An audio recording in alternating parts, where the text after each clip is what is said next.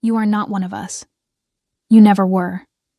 The words echoed through the sacred gathering hall of Silvermoon Pack, bouncing off ancient stone walls that had witnessed countless ceremonies, but never a condemnation quite like this one. Ilara stood in the center of the circle, her wrists bound with silver-laced rope that burned against her skin, leaving angry red welts that would scar.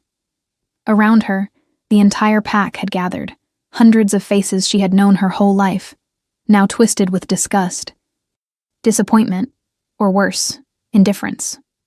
Beta Marcus stood before the carved wooden throne where Alpha Gregor sat, his weathered face grave as he held up a velvet pouch that supposedly contained the evidence of her crime. Stolen relics from our most sacred vault. Silver dust blessed by the moon goddess herself, meant to protect our borders during the upcoming war with the Nightshade Pack. And we found it hidden in your pathetic excuse for a dwelling. His voice carried across the hall, each word a nail in her coffin. Ilara wanted to scream, to protest, to make them understand that she had been set up, but her voice caught in her throat. She had always been voiceless here, the Omega who could not shift, the defective wolf who brought shame to her bloodline. Her eyes found her former friend Cassandra in the crowd, the Beta's daughter, standing beside her father with tears streaming down her beautiful face. False tears. Ilara had seen those same eyes cold and calculating just 2 nights ago when she had stumbled upon Cassandra and 3 rogues exchanging leather pouches in the forest, silver dust changing hands for gold coins. She had seen the transaction, heard Cassandra promise more if they could provide weapons forged with the sacred silver. It was treason of the highest order, selling their pack's blessed resources to rogues who would undoubtedly sell them to their enemies. But Cassandra had seen her too, had smiled that perfect smile, and said they would talk about what Ilara had witnessed. Instead, Cassandra had gone to her father and spun a tale of catching Ilara red-handed, stealing from the vault that only high-ranking pack members could access. The irony was not lost on Ilara. She, who could barely enter the pack house without permission, was being accused of infiltrating their most protected sanctuary. "The punishment for such betrayal is clear," Alpha Gregor announced, rising from his throne. He was old now, his dark hair threaded with silver, his once powerful frame slightly stooped, but his voice still carried the weight of absolute authority. "You will be cast out, but not simply exiled to wander as a rogue. No. For this crime, you will be taken to the border of the Forbidden Forest and left to whatever fate the wilderness decides for you." A collective gasp rippled through the crowd. The Forbidden Forest was not merely dangerous, it was death itself, a sprawling expanse of ancient woods that predated even the oldest packs, filled with creatures that existed outside the normal hierarchy of their world. Wolves who entered that forest rarely returned, and those who did came back changed, broken, whispering of shadows that moved with intelligence and malice, of beasts larger than any natural animal, of a darkness that seemed alive. It was said that the forest belonged to the Alpha King himself, Theron Blackthorn, the most powerful Lycan in existence, who ruled from his fortress deep within those woods and commanded creatures that nightmares were made of. "Please." The word finally escaped Ilara's lips, barely a whisper, but in the heavy silence it carried. "Please, I did not do this. I would never betray the pack. You have to believe me." She looked around desperately, searching for even one sympathetic face, one person who might speak for her. Her eyes landed on her mother, standing near the back, her face turned away. Her mother, who had always been ashamed of having a daughter who could not shift, who had stopped defending her years ago. There would be no help from that direction. "You would never betray us?" Cassandra's voice rang out, clear and strong as she stepped forward. "You who have brought nothing but shame to this pack since the day you failed your first transformation. You, who we have fed and sheltered out of mercy despite your uselessness. And this is how you repay our kindness?" The crowd murmured in agreement. Ilara felt something inside her crack, a pain deeper than any physical wound. They dragged her from the hall as the sun began to set, loading her into a reinforced cage in the back of a transport vehicle. 4 guards accompanied the journey, none of them meeting her eyes, none of them speaking to her. She was already dead to them, already erased from their pack bonds. The ride took 3 hours, the vehicle climbing into the mountains where the air grew thin and cold, where the trees grew so thick that even midday seemed like dusk. When they finally stopped, Ilara could feel it, the wrongness. The forest stretched before them like a living entity, the trees twisted and ancient, their bark almost black in the fading light. Fog rolled between the trunks, moving in ways that fog should not move, curling and reaching like fingers. Even from inside the cage, she could hear the sounds. Not the normal sounds of a forest, not birds or insects or the rustle of small creatures. These were deeper sounds, older sounds, growls that resonated in her chest. The crack of branches that sounded like bones breaking. Whispers in a language she did not know, but somehow understood in her soul, meant danger. Out. One of the guards opened the cage, his hand shaking slightly as he cut the ropes binding her wrists. They wanted her mobile, wanted her to have the illusion of a chance to survive, even though everyone knew the truth. This was an execution, just slower and crueler than a quick death would have been. Ilara stumbled out onto the rocky ground, her legs weak from hours of confinement. She wore only the thin dress she had been wearing when they arrested her. No shoes, no supplies, nothing. The guards backed away quickly, climbing into the vehicle. The youngest one, barely 20, looked at her for a moment with something that might have been pity. "I am sorry," he mouthed, before the door slammed shut. Then they were gone. The sound of the engine fading into the distance, leaving her alone at the edge of the forbidden forest as darkness fell completely. Ilara stood frozen for a long moment, every instinct screaming at her to run anywhere but forward into that darkness. But where would she go? Back to a pack that had condemned her? Into the mountains where she would freeze before morning? At least in the forest, death might be quick. She took her first step into the tree line, and immediately the temperature dropped. Not gradually, but all at once, as if she had passed through an invisible barrier.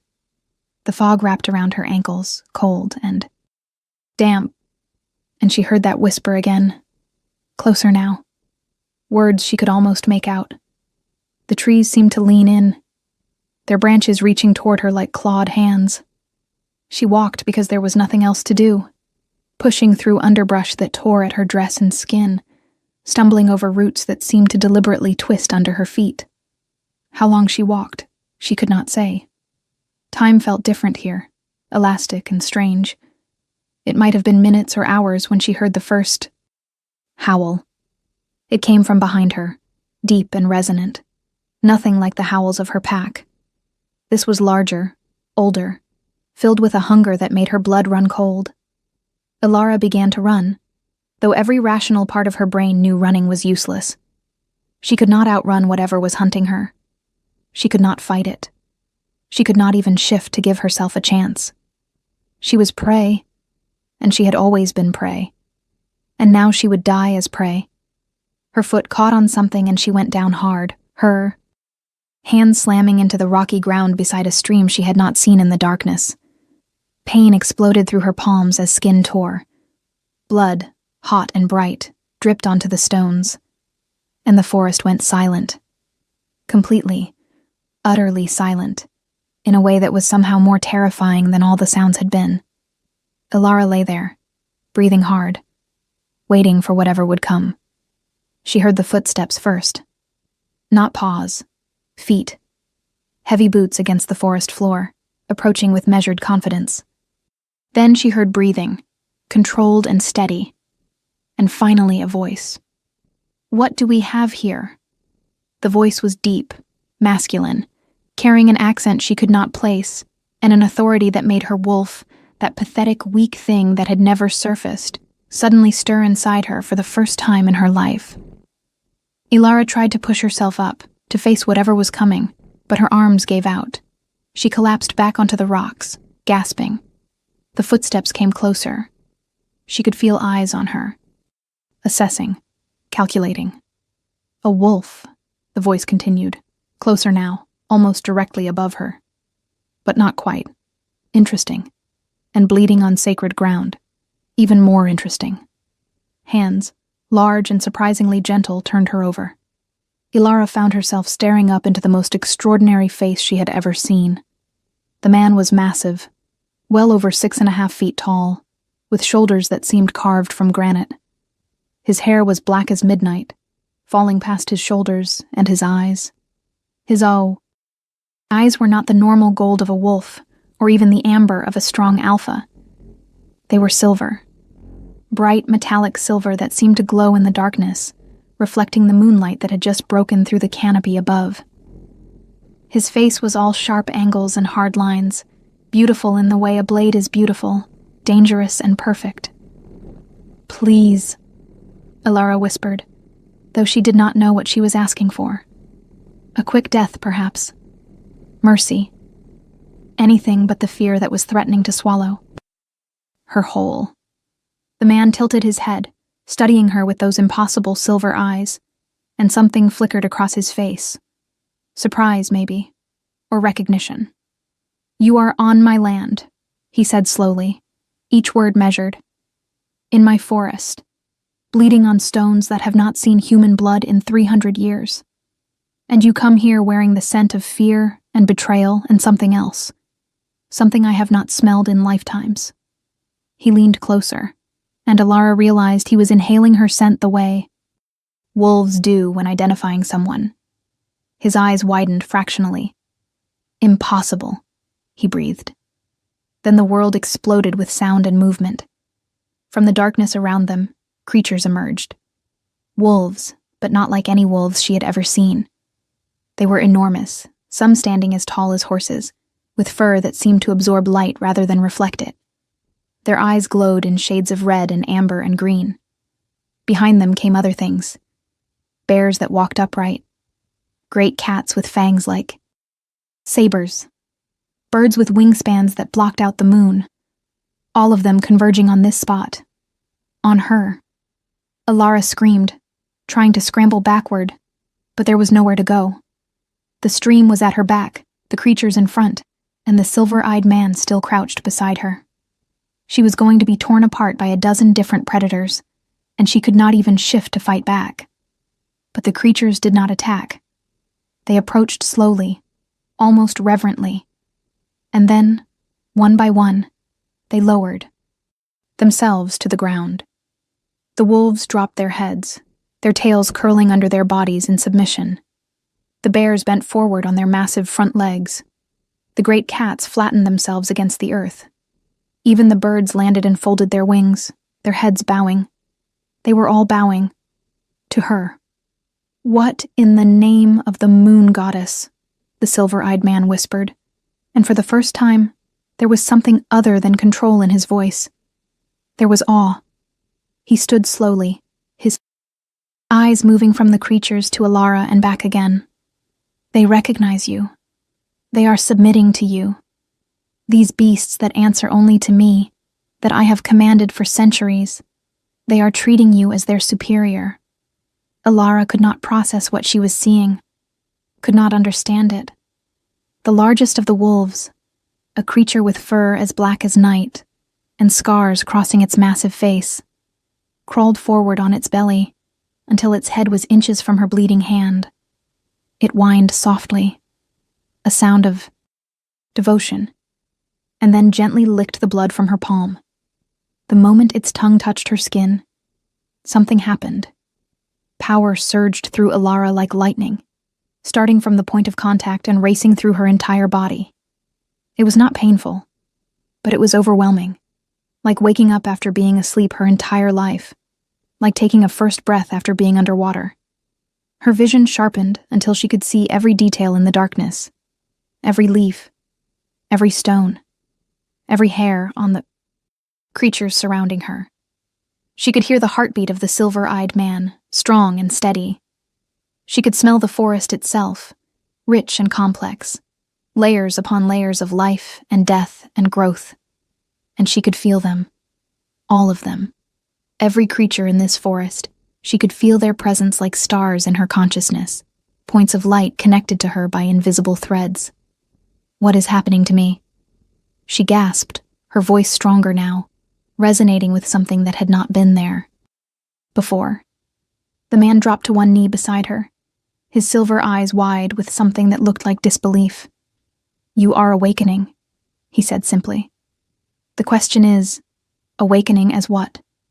He reached out slowly, telegraphing his movement, and placed his palm against her forehead. The moment his skin touched hers, another surge of power rocketed through them both. Alara felt it slam into her like a tidal wave. Recognition, connection, completion, the mate bond. She knew without being told because every cell in her body was screaming it. This man, this dangerous, powerful creature crouching beside her in the darkness, was her mate, her true mate, the one the moon goddess herself had chosen for her. She saw the knowledge hit him at the same moment, saw his pupils dilate, saw his breathing change. "No," he said. But it was not a rejection. It was denial of something impossible. "You cannot be. The Moon Whisperers are extinct. They were hunted down and killed centuries ago. Every last one of them." "Moon Whisperers?" Alara repeated, the word feeling strange on her tongue, but somehow right, somehow familiar, like a name she had forgotten but her soul remembered. "I do not know what that is. I am just an Omega from Silvermoon Pack. I am nobody. You are not an Omega." The man's voice was firm, absolute. "You have never been an Omega. You are Moon Whisperer, daughter of the oldest bloodline, the ones who could speak to the moon itself and command all creatures that walk in her light. That is why you could never shift. You are not meant to have one form. You are meant to command all forms." He pulled his hand back and stood, pacing now, his movements agitated. "But this is impossible. I would have known. The moment you were born, I should have felt it. Every creature of the night should have felt it. How did you hide for so long?" Alara struggled to her feet, her legs shaky but stronger now, that power still flowing through her veins like electricity. "I did not hide. I did. Not even know. My mother never said anything. My pack treated me like I was defective, broken. They just exiled me here to die because they think I stole from them." "Exiled?" The man's voice went cold, dangerous. "They exiled a Moon Whisperer.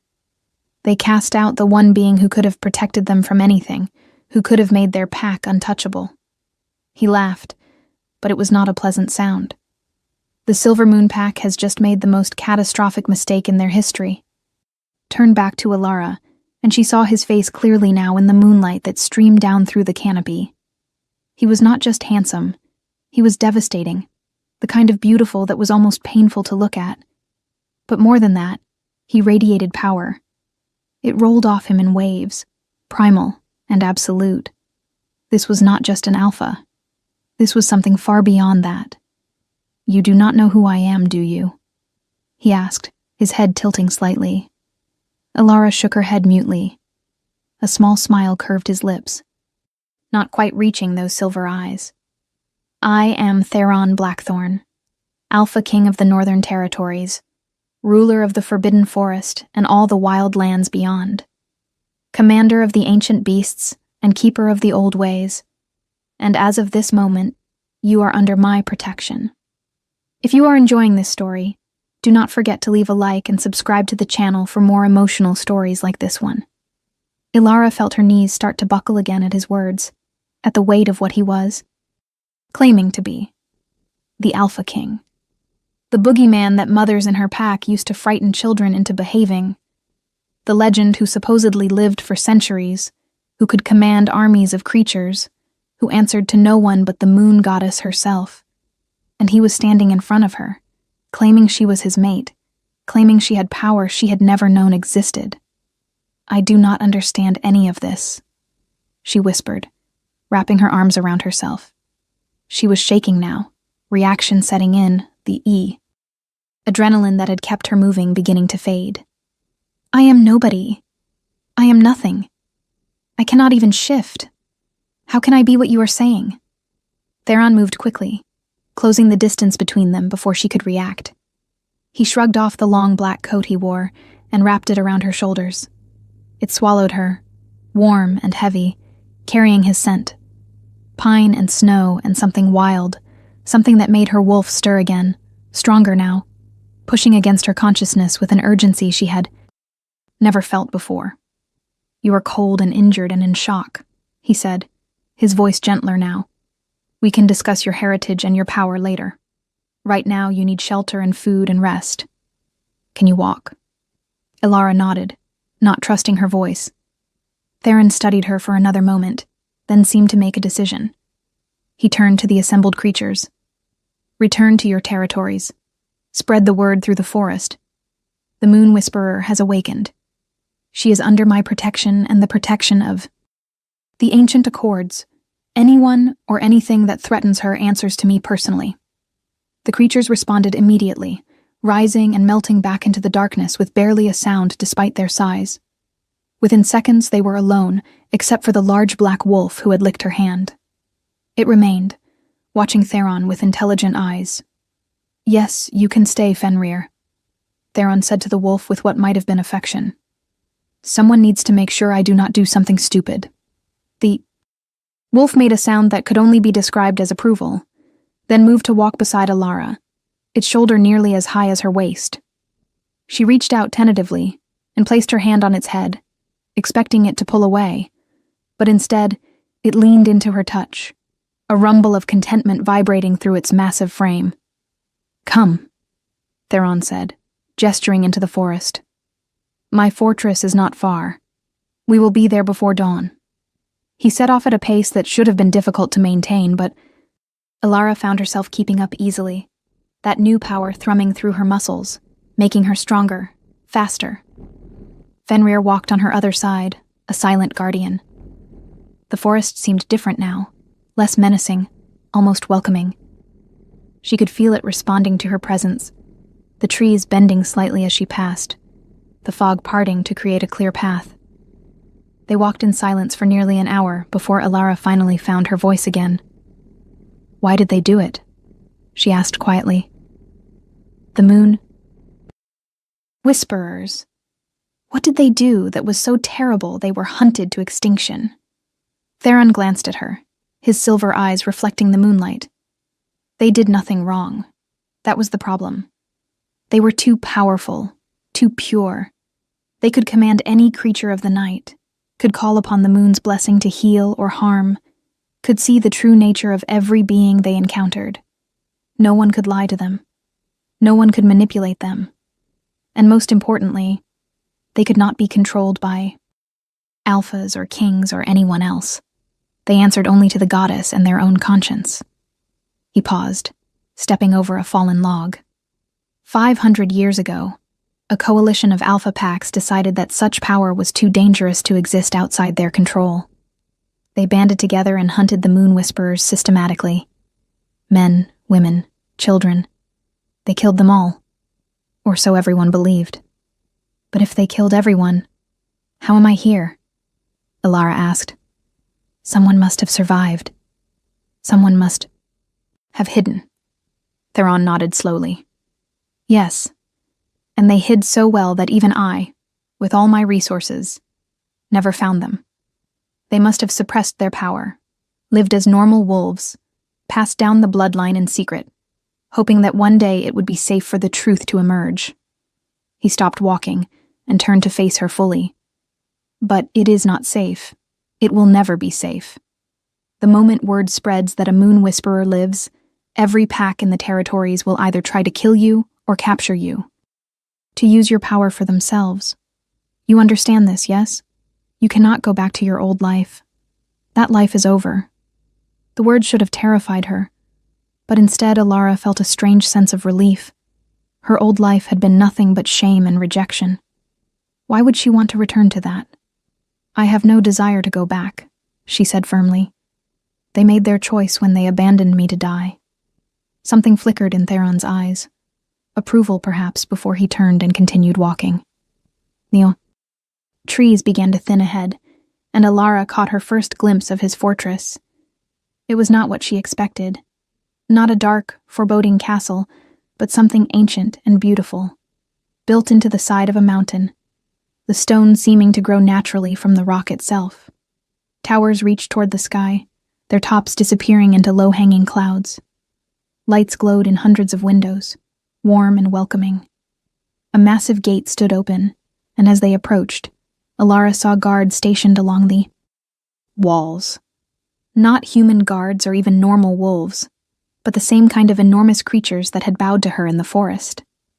They straightened as Theron passed, their eyes tracking to Alara with obvious curiosity. "My king," one of them rumbled, his voice like grinding stones. "You bring a guest." "I bring much more than that, Grim," Theron replied, not slowing. "Assemble the council. We have matters to discuss that cannot wait until morning." They passed through the gate into a courtyard that could have held 1,000 people. Despite the late hour, the fortress was clearly awake. Figures moved in the shadows, and Alara could feel eyes on her from every direction, assessing, wondering. Theron led her through a pair of ornate doors into an entrance hall that took her breath away. The ceiling soared 3 stories high, supported by columns carved to look like ancient trees. Tapestries hung on the walls depicting battles and ceremonies, wolves running beneath a full moon, scenes from a history she did not know. Everything spoke of age and power and permanence. "This way," Theron said, guiding her through a maze of corridors to a staircase that spiraled upward.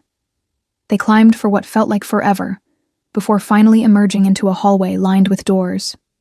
He stopped at the last one, producing a key from somewhere. "These will be your chambers," he said, pushing the door open. "No one will disturb you here without permission. You are safe." The rooms beyond were stunning. A sitting area with plush furniture arranged around a massive fireplace. A bedroom visible through an open door with a bed large enough for 4 people. Windows that looked out over the forest, now peaceful in the moonlight. "There are clothes in the wardrobe that should fit well enough for now," Theron continued, his voice carefully neutral. "A bathing room through there. Food will be brought up shortly. Is there anything else you need?" Alara turned to face him, suddenly aware that they were alone, that the mate bond was pulling at her with almost physical force, urging her to close the distance between them, to touch him, to claim and be claimed. She could see in his eyes that he felt it too, the tension radiating from his body as he held himself rigidly in place. "Why are you helping me?" she asked quietly. "You could have left me in the forest. Let nature take its course. Instead, you brought me to your home, gave me protection, gave me chambers that look like they belong to someone important. Why?" Theron was quiet for a long moment, his silver eyes searching her face. "You know why," he finally said, his voice rough. "You felt it the same moment I did. The bond. You are my mate, Alara, the one the moon goddess chose for me. I have lived for 643 years, and in all that time I never once felt the mate pull until tonight. 643 years. The number hung in the air between them. He was not just old, he was ancient, had lived. Through centuries of history, had seen the rise and fall of countless packs. And she was 19, had lived her entire life in one small pack, had never been farther than the mountains beyond their territory. "I do not know how to be anyone's mate," Alara whispered. "I do not know how to be what you think I am. I am just a girl who could not shift, who everyone hated, who was thrown away like garbage." Theron moved then, crossing the distance between them in 2 long strides. He cupped her face. In his hands, his touch gentle despite his size and obvious strength. "You are not garbage. You have never been garbage. You are the rarest, most precious thing in this world, a moon whisperer, my mate. And I will spend however long it takes teaching you to see yourself the way I see you, the way the goddess sees you." His thumb brushed across her cheekbone, wiping away a tear she had not realized had fallen. "But not tonight. Tonight you need rest. Tomorrow we will begin to figure out how to keep you alive, and unlock the power that is your birthright. He stepped back, breaking contact, and Alara felt the loss like a physical ache. Lock the door behind me, he instructed, moving toward the exit. Trust no one but me and Fenrir until I tell you otherwise. There are those even within my own fortress who would see a moon whisperer as a threat rather than a blessing. Will I see you tomorrow? Alara asked, hating how small her voice sounded. Theron paused in the doorway, looking back at her over his shoulder. You will see me every day for the rest of your life, little wolf. That is what being mates means. I am yours and you are mine, from now until the moon itself falls from the sky. Then he was gone, the door closing softly behind him, leaving Alara alone with her spinning thoughts and the wolf Fenrir, who had settled himself in front of the fireplace as if he had always belonged there. What do you think will happen next? Leave your predictions in the comments below. Alara stood frozen for a moment, trying to process everything that had happened in the last few hours. This morning she had woken up in her small, shabby room in the pack house, worried about finding enough food, avoiding Cassandra and her cruel friends. Now she stood in a fortress that belonged to the Alpha King himself, wearing his coat, having been told she was his mate and the inheritor of a legendary bloodline everyone thought was extinct. It seemed impossible. It felt like a dream, or perhaps a nightmare. She moved to the window, looking out over the forest that had almost been her grave. The moon hung full and bright above the trees, and as Alara stared at it, she felt something stir deep inside her. Not her wolf, but something older, something that lived in her very bones. The moon seemed to pulse with light, or maybe that was her imagination. But then she heard it. A voice, ancient and feminine, whispering in a language she should not understand, but somehow did. Daughter of the moon, child of the first light, your awakening has begun, but your trials are far from over. Those who cast you out will seek to reclaim what they abandoned. Those who fear you will seek to destroy you. But you are not alone. Never alone. We are with you, as we have always been, waiting for you to remember who you truly are. Alara gasped, stumbling back from the window. Had she really heard that? Or was she losing her mind from stress and exhaustion? She looked down at her hands, her torn and bloody palms that Fenrir had licked. The wounds were healing. She could see them closing, the skin knitting back together with unnatural speed. Within moments, there was nothing left but faint pink lines that faded even as she watched. This was real. All of it was real. She was not crazy. She was not defective. She was something else entirely. Something powerful. Something that scared people. The thought should have frightened her, but instead, for the first time in her life, Alara felt a spark of something that might have been hope. A knock on the door made her jump. "Food, miss," a gruff voice called. The king ordered it sent up. Alara moved to the door, but did not open it immediately, remembering Theron's warning about trust. "Leave it outside," she called back. "I will collect it in a moment." "As you wish." She heard footsteps retreating, waited another minute, then cracked the door open carefully. A tray sat on the floor, laden with bread and cheese and meat and fruit. More food than she would normally see in a week.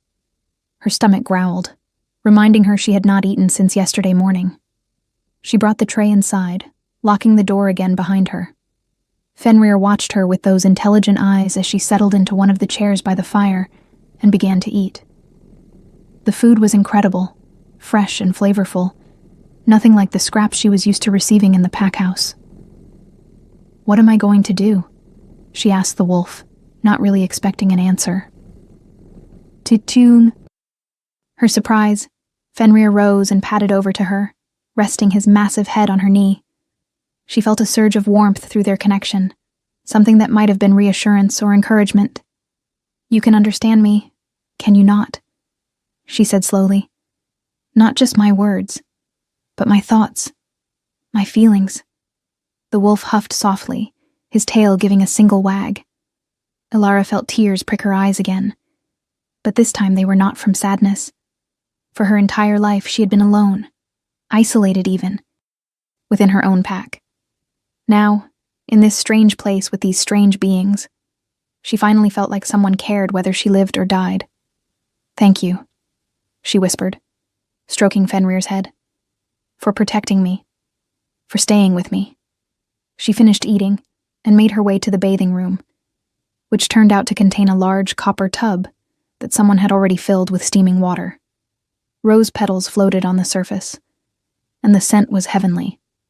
Elara stripped off her ruined dress and Theron's coat, sinking into the hot water with a groan of relief. Every muscle in her body ached from the ordeal in the forest, and the heat helped ease the tension. She scrubbed away the dirt and blood, watching the water turn murky, and tried not to think about how close she had come to dying tonight. When she finally emerged, feeling more human than she had in days, she found a nightgown laid out on the bed. It was simple, but made of fine material, soft against her clean skin. She pulled it on and climbed into the bed, which was so comfortable she nearly wept again. The mattress seemed to embrace her, the blankets warm but not heavy. Fenrir had followed her into the bedroom and now settled on a rug beside the bed, clearly intending to stand guard through the night. Elara thought she would lie awake for hours, her mind too full of everything that had happened, but exhaustion claimed her almost immediately. She sank into sleep like sinking into deep water, and with sleep came dreams. She saw the moon, huge and bright, filling the entire sky. She saw wolves running, hundreds of them, thousands, from every direction, converging on a single point. She saw a woman with silver hair and eyes like starlight, her hands raised to the heavens, power flowing from her fingertips like liquid light. She saw the woman turn, and Elara realized with a shock that she was looking at herself, but older, stronger, wearing robes that shimmered like moonlight on water. "This is what you will become," the dream version of herself said. "This is your destiny. But the path to reach it is treacherous. You must learn to trust your power, trust your mate, and trust yourself. The darkness is coming, little sister.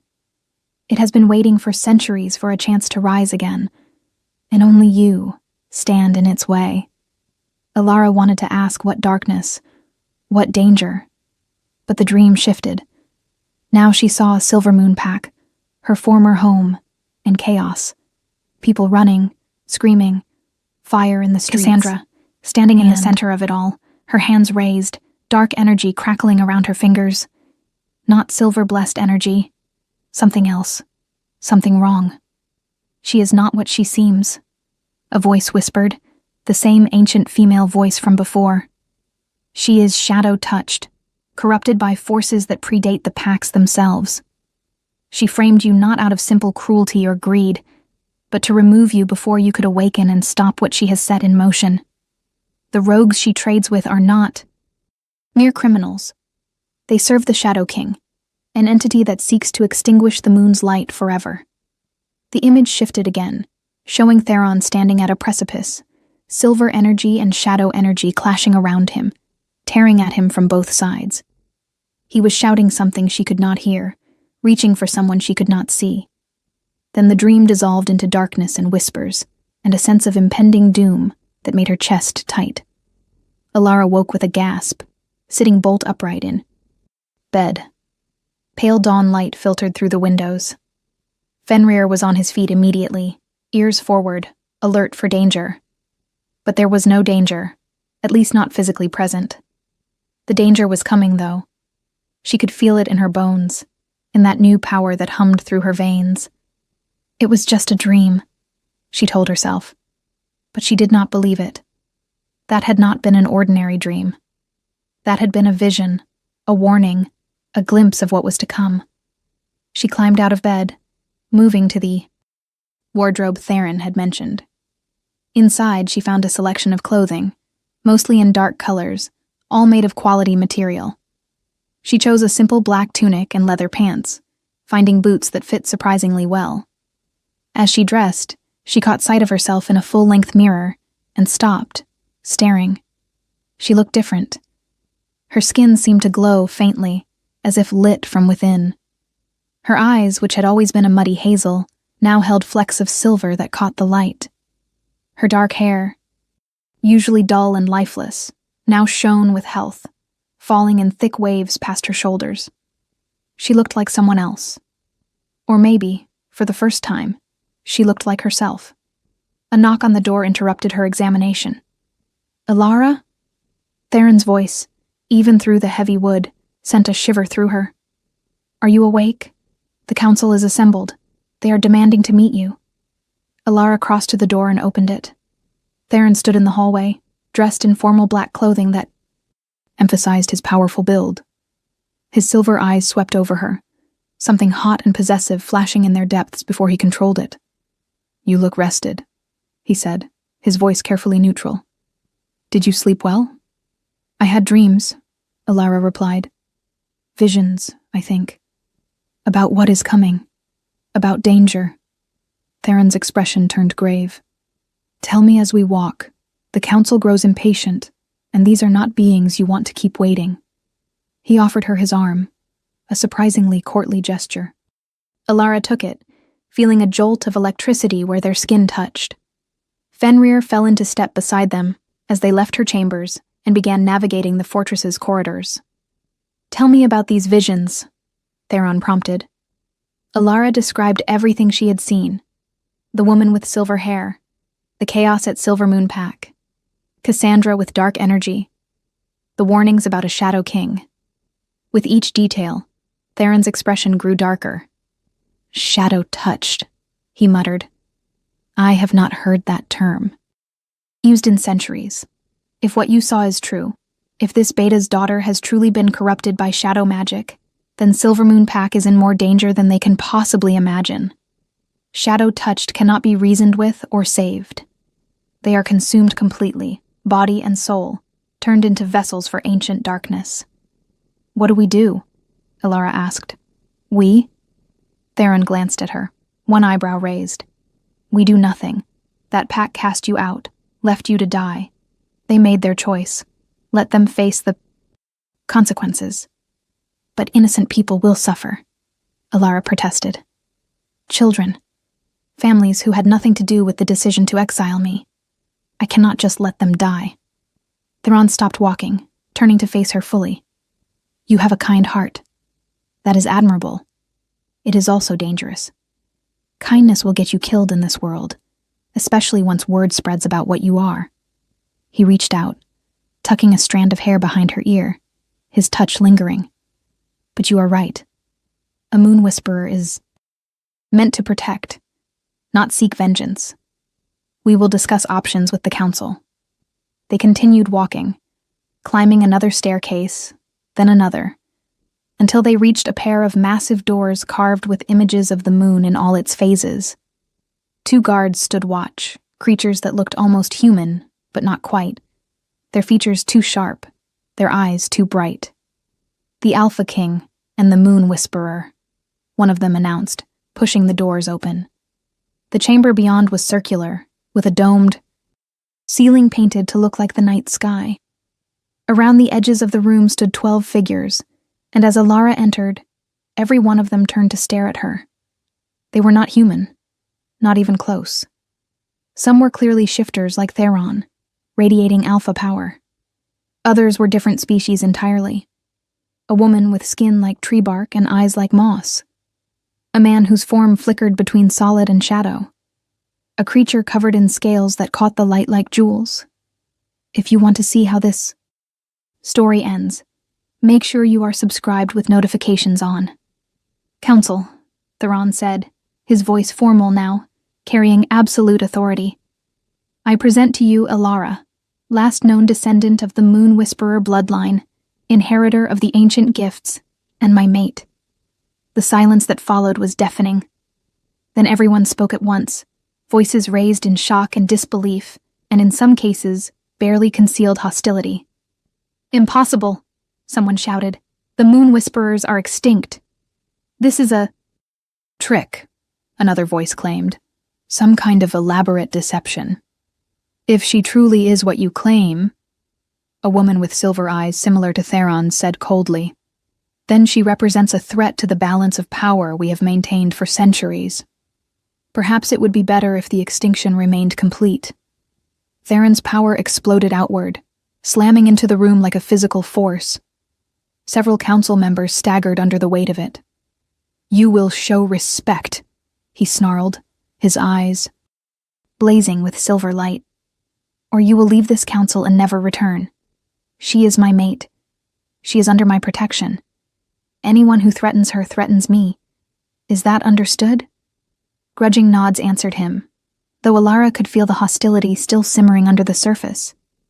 These were ancient beings, used to power and influence, and she was an unknown variable that frightened them.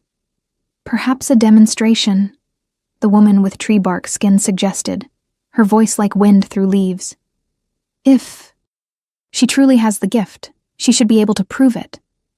"What did you have in mind, Silva?" Theron asked, his tone suggesting he knew he would not like the answer. Silva smiled, revealing teeth that were slightly too pointed. "The bond with creatures of the night is the most basic of Moon Whisperer abilities. Let her call something. Not the tame beasts of your forest, Theron. Something wild. Something that has never known a master. If she can command it, we will believe."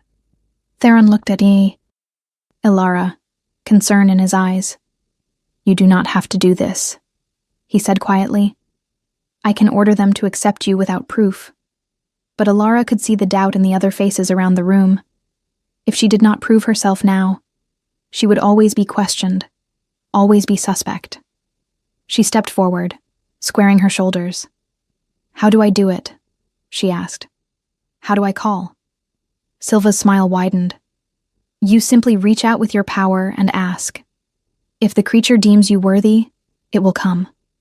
Ilara closed her, thinking about the power she had felt awakening last night, the connection to the forest and its inhabitants. She reached inward, finding that humming energy, and then pushed outward, not sure exactly what she was doing, but trusting her instincts. In her mind, she formed a simple request. "Come to me. I need you." She felt the call leave her like a ripple on water, spreading outward, touching everything in its path. For a long moment, nothing happened. Then she felt something respond.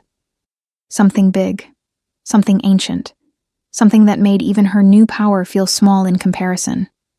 The doors to the council chamber blew open with enough force to tear them from their hinges. A creature entered that made Alara's breath catch. It was a dragon. Not a huge dragon from children's stories, but still massive, easily twice the size of a horse.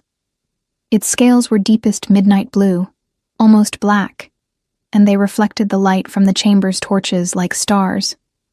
Its eyes were gold, ancient and intelligent and wild. It had never been tamed, never been commanded, had lived in the mountains beyond the forest for centuries, answerable to nothing and no one. Every member of the council stepped back, several of them raising defensive magic. Dragons were not creatures that could be controlled, not even by the Alpha King. They were too old, too powerful, too independent. For one to enter the fortress at all was unprecedented. For it to enter in response to a call was impossible. The dragon's eyes found Alara, and it moved toward her with slow, deliberate steps, its claws clicking on the stone floor. She knew she should be terrified, but she was not. She could feel its curiosity, its interest, the ancient intelligence studying her. It stopped inches away, its massive head lowering until they were eye to eye. Then, slowly, deliberately, it bent one front leg and lowered its head further, the unmistakable posture of submission and respect. "Worthy," a voice rumbled in. Alara's mind, not spoken aloud, but communicated directly. "Moon blessed, star touched. I remember your kind. I remember the old oaths. You may call upon me 3 times in your life, daughter of the first light, and I will answer. Choose your moments wisely." Then the dragon straightened, turned, and walked out of the chamber as calmly as it had entered, leaving stunned silence in its wake. Ilara swayed, suddenly exhausted, and felt Theron's arm around her waist, supporting her. "That," Silva said into the silence, her voice filled with awe, "is not something I have witnessed in my 800 years of life. A dragon bowing to any being, offering a triple oath, acknowledging ancient accords that predate even the oldest of us. She looked at Alara with new respect, and perhaps a touch of fear. You are indeed what you claim. The council acknowledges this. The others murmured agreement, their hostility replaced by wariness, but also acceptance. Then let us discuss the real reason for this meeting, Theron said, guiding Alara to a chair and making sure she was steady before addressing the council again. We have a threat emerging, shadow-touched, possibly multiple instances, connected to a resurgence of the Shadow King cult. They have infiltrated at least one pack that we know of, possibly more, and their first action was to identify and eliminate the one being who could pose a threat to their plans, a Moon Whisperer. Shadow-touched, the man who flickered between solid and... Shadow spoke up, his voice like dry leaves. I had hoped never to hear those words again. When the last Shadow King was defeated 500 years ago, we thought that darkness was sealed permanently. Clearly we were wrong, Theron said grimly. The question is, what do we do about it? Alara saw visions last night. Silvermoon Pack is compromised, likely already under attack or soon to be. They exiled her, yes, but many innocents will suffer if we do nothing. Why should we care about the fate of one pack? Someone asked. Because if Silvermoon falls to Shadow, Theron replied, his voice hard. It will not stop there. Shadow spreads like infection. One pack becomes two, two becomes four. Before we know it, we will be fighting a war on all fronts. Then we send forces, Silva said practically. We cleanse the corruption before it can spread. It is not that simple, Alara spoke up, her voice stronger now. All eyes turned to her. In my vision, Cassandra was not working alone. She had help from inside the pack, people in positions of power. If we just attack, we could be playing into their hands, starting a conflict that distracts us from the real threat. What do you suggest? Theron asked, genuine curiosity in his voice. Alara thought about it, pieces of a plan forming in her mind. I go back, she said finally. Not as an exile, but as what I truly am. I reveal the corruption, expose Cassandra and anyone working with her. Moon Whisperers can see the truth of people, yes? Can see through lies and deception. I use that ability to identify all the shadow touched before they can do more damage. Absolutely not, Theron said immediately. You are suggesting walking back into the den of people who tried to kill you, who may already be corrupted by shadow magic, with minimal training in your abilities and no backup. It is suicide. Not if I have backup, Alara countered. Not if you send some of your people with me. Not if I go in strong and prepared, instead of weak and alone. She stood, facing him directly. Theron, you said yourself that Moon Whisperers are meant to protect. This is my chance to do that. To save lives. To prove that I am more than they thought I was. Theron stared at her for a long moment, conflict clear on his face. The mate bond pulled at both of them, urging him to protect, urging her to trust. Finally he sighed. We train you first, he said. For at least a week. We unlock your abilities, teach you to control your power, make sure you can defend yourself. Then we consider this plan. Fair? Alara nodded. That was more than she had hoped for. Fair. Then this council is dismissed, Theron announced. I will keep you updated on our progress. In the meantime, increase patrols along all our borders. If Shadow is rising again, we need to know where and how fast. The council members filed out, most of them giving Alara long, assessing looks as they passed. When the chamber was finally empty except for her, Theron, and Fenrir. Theron turned to her with an expression that was equal parts frustrated and impressed. You are either very brave or very foolish, he said. I have not decided which yet. Maybe both, Alara admitted. But I meant what I said. I cannot just hide here while people die, even if those people rejected me. It is not who I am. No, Theron agreed quietly. It is not. Which is exactly why the goddess chose you for this. A Moon Whisperer needs to be compassionate. needs to care about all creatures, even those who have wronged them. You will make a worthy heir to that legacy, Elara. Of that I have no doubt. He reached out and took her hand, the contact sending sparks up her arm. But you will also drive me insane with worry. That much is also certain. Elara managed a small laugh. I suppose that is part of the mate package. So it seems, Theron said. But he was smiling now, a real smile that transformed his face from merely handsome to absolutely stunning. Come, if we are going to train you, we should start immediately. I want to see exactly what you are capable of. He led her out of the council chamber and through more corridors, down several flights of stairs, until they emerged into an enormous open courtyard. The space was clearly used for training, with weapons racks along the walls, targets set up at various distances, and a large sand-covered area for sparring. Several people were already training, stopping what they were doing to watch as Theron. And Elara entered. Everyone out, Theron ordered, his voice brooking no argument. Training is postponed until this afternoon. There were some grumbles, but no one dared disobey. Within minutes, the courtyard was empty except for them and Fenrir, who settled in the shade to watch. First lesson, Theron said, moving to the center of the sand area. Your power comes from your connection to the moon and to the natural world. Unlike normal shifters who draw power from their wolf, you draw power from everything around you. The earth, the sky, the very air you breathe. Do you feel it? Elara closed her eyes and concentrated. Yes, she could feel it now that she knew what to look for. A constant low hum of energy, coming from all directions, flowing through her and around her. I feel it, she confirmed. Good. Now, I want you to try to consciously direct that power. Nothing dramatic, just something small. Make that leaf move. He pointed to a single fallen leaf a few feet away.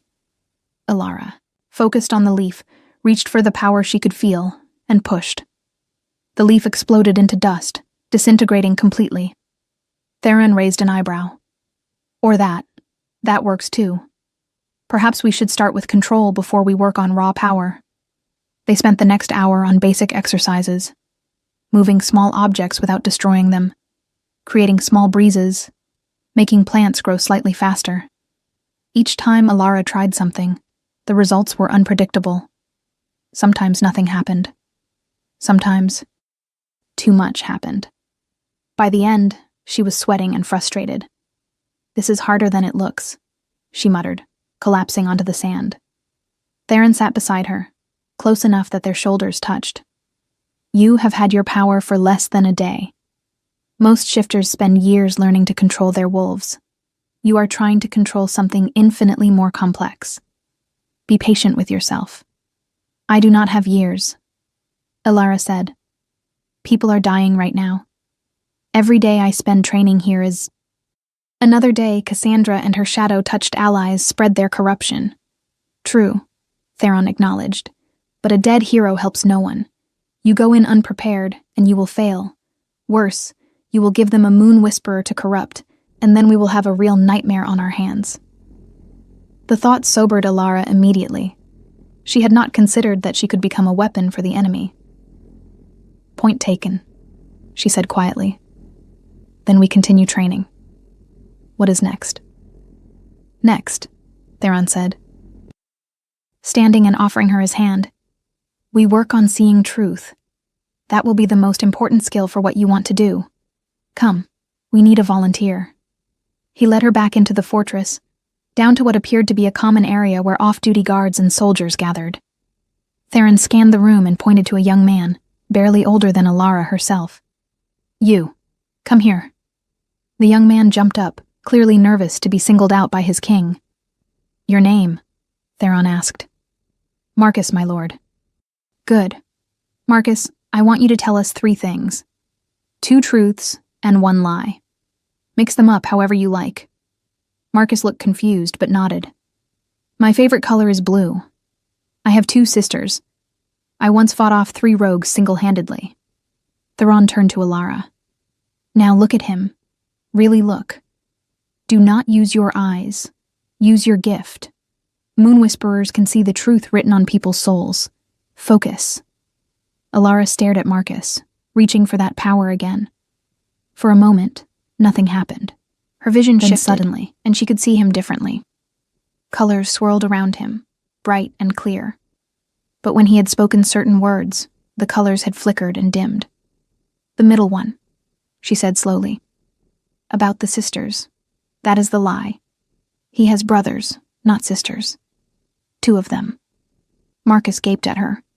How did you... yes, my lord. That is correct. I have 2 brothers. Alara felt a surge of excitement. I saw it. When he lied, the colors around him changed, got darker. Exactly, Theron confirmed. Truth shines bright. Lies create shadows. The more you practice, the clearer it will become, until you can see someone's true nature with just a glance. Shadow-touched will appear completely black, like they are wrapped in darkness. You will not be able to miss them. They spent the next several hours having Alara practice with different volunteers, getting her used to reading truth and lies. By dinner time, she could identify a lie almost instantly, though it still required concentration. You are a natural, Theron said as they walked to the dining hall. Most Moon Whisperers needed weeks to develop that skill. You did it in hours. Maybe because the need is so urgent, Alara suggested. Maybe my power knows time is running out. They entered a massive dining hall filled with long tables where people were gathering for the evening meal. All conversation stopped as they walked in. Theron guided her to a raised table at the front of the room, clearly meant for leadership. Let them see you, he said quietly. Let them get used to the idea that you belong here, that you are not just a guest, but something more permanent. Alara understood what he was really saying. He was claiming her publicly, showing his people that she was his mate, that her status was equal to his. It was both thrilling and terrifying. They sat, and immediately servants brought food. The meal was elaborate, multiple courses, each more delicious than the last. Around them, conversation gradually resumed, though Alara could feel eyes on her constantly. Is it always like this? She asked Theron quietly. All this formality? Only for public meals, he admitted. When it is just us, we can be more casual. But appearances matter, especially now. I need my people to accept you, to respect you. That starts with me showing you the honor you deserve. He reached under the table and took her hand, his thumb stroking across her knuckles. The casual touch sent warmth, flooding through her, the mate bond humming with contentment. Does it get easier? She asked. The bond, the constant pull. No, Theron said honestly. It only gets stronger until we complete the mating. Even then, the bond will always be there, always connecting us. You will always feel when I am near, always know if I am hurt or afraid or happy, and I will feel the same from you. It is both a blessing and a curse. When will we... Alara trailed off, not quite sure how to phrase the question. Complete the mating? Theron finished for her. When you are ready. When you understand what it means, what you are agreeing to. Mating is permanent, Alara. There is no divorce, no separation. Once our souls are bound, they are bound forever, through this life and whatever comes after. I have waited 600 years for you. I can wait a bit longer to make sure you are absolutely certain this is what you want. The words should have scared her, but instead they made her feel safe. He was not pushing, not demanding. He was giving her time and space to adjust to the massive changes in her life. Thank you, she said softly, for being patient, for being understanding, for not treating me like I am weak or broken. You have never been weak, Theron said firmly. Underestimated, yes. Mistreated, absolutely. But never weak. The strength it took to survive what you endured, to keep your spirit intact despite years of being told you were worthless, that is a strength most people never have to develop. You are remarkable, Alara. I hope you come to see that in yourself. If this story touched your heart, Share it with someone who loves epic romance. Tell me in the comments, did you see this ending coming? They finished dinner, and Theron walked her back to her chambers. At the door, he paused, looking like he wanted to say something but was not sure how. "What is it?" Elara asked. "Sleep with me tonight," he said, then quickly added, "Not like that. I mean actually sleep. Let me hold you. The bond is pulling so hard it is painful to be separated from you for too long. I promise I will be a perfect gentleman. I just need to be near you." Elara considered it. Part of her said it was too soon, too fast. But another part, the part connected to him through the mate bond, was screaming yes. "Okay," she said, "but just sleeping." Theron's smile was like the sun breaking through clouds. "Just sleeping. Give me 10 minutes to change and I will come back." He disappeared. Down the hall, and Elara went into her chambers. She changed into the nightgown from the previous night, brushed out her hair, and was just settling into bed when there was a soft knock. "Come in," she called. Theron entered wearing simple sleep pants and a loose shirt, his feet bare, his hair down around his shoulders. He looked younger like this, less kingly, more approachable. He climbed into the bed beside her, maintaining a respectful distance. "Come here," he said, opening his arms. Elara hesitated for only a second before moving into his embrace. The moment she settled against his chest, the constant pull of the mate bond eased, satisfied to have them close. She could hear his heartbeat, strong and steady, and feel the rise and fall of his breathing. "Better?" she asked. "So much better," he murmured, his arms tightening around her. "Sleep, little wolf. Tomorrow we train more. The day after we begin planning your return to Silvermoon. But tonight we just exist together. That is enough." Elara closed her eyes, surrounded by his warmth and scent, feeling safer than she had ever felt in her life. For someone who had spent the last 19 years alone, this was a revelation. She was not alone anymore. She had a mate. She had a purpose. She had power she was only beginning to understand. The girl who could not shift was gone. In her place was something new, something powerful, something that would make everyone who had underestimated her very, very sorry they had thrown her away. But that was tomorrow's problem. Tonight, she slept in the arms of the Alpha King, and for the first time in her life, Elara allowed herself to believe that maybe, just maybe, she deserved to be happy. Maybe she deserved to be loved. Maybe she had always been exactly what she was meant to be, and the world just had not been ready to see it yet.